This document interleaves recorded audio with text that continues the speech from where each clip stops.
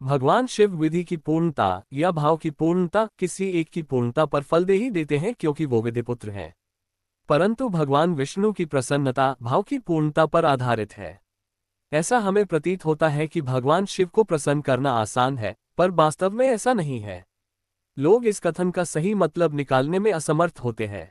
यहाँ शिव जी के जल्दी प्रसन्न हो जाने से अर्थ उनके द्वारा आपकी सांसारिक कामनाओं का पूरा हो जाना है, न कि परमानंद की प्राप्ति हो जाना। मुझे नहीं लगता वो भी जल्दी प्रश्न हो जाते हैं। दिव्य अलौकिक सच्चित आनंद व परम शांति की प्राप्ति इतनी आसान नहीं, और दोनों ही यह प्रदान कर सकते हैं, शिव भी विष्णु भी। आपने सुना होगा, भगवान विष्णु भी भक्त की एक पुकार पे दौड़े चले आए और कहीं कहीं वर्षों बीत गए भक्त को तो भी भगवान के दर्शन नहीं हुए। वही शिव की वर्षों घोर तपस्या करने के बाद भी उनके दर्शन नहीं हो सके, और कहीं कहीं पल भर में भक्त के समक्ष प्रकट हो गए। वास्तव में ये हमारी भक्ति, उसका स्तर, उसकी प्रकृति व हमारी मनोकामना का प्रकार तय करता है भगवान के जल्दी या देर में प्रसन्न होना।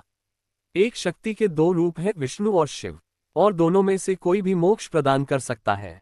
अधिकांश लोग संसारिक मोह माया की कामना करते हैं, मेरा ये काम बन जाए, मुझे धन मिल जाए, मेरी नौकरी लग जाए, मुझे पुत्र हो जाए, मुझे पुत्री हो जाए। और भारत में अधिकांश लोग शिव जी के प्रति ज्यादा आकर्षित है, इसमें कोई दो राय नहीं।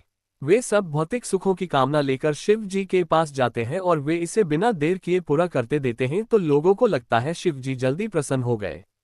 ऐसा नहीं है मित्रों, वे प्रसन्न नहीं हुए, बस उनकी प्रकृति कोमल है।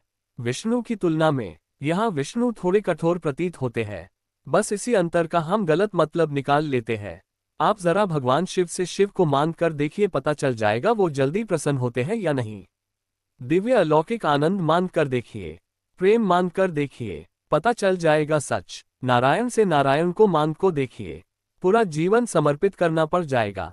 जबकि सिर्फ किसी सांसारिक कामना कीजिए, वो वे शीघ्र दे देते हैं।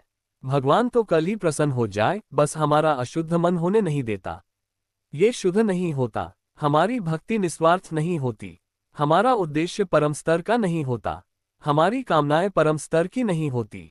भगवान कभी भी शीघ्र प्रसन्न नहीं होते, क्योंकि उसके लिए हमारा हृदय शुद्ध होना चाहिए, अंतःकरण पूरी तरह से स्वच्छ होना चाहिए। हमें अपने आप पर काम करना होता है और करते भगवान पर है।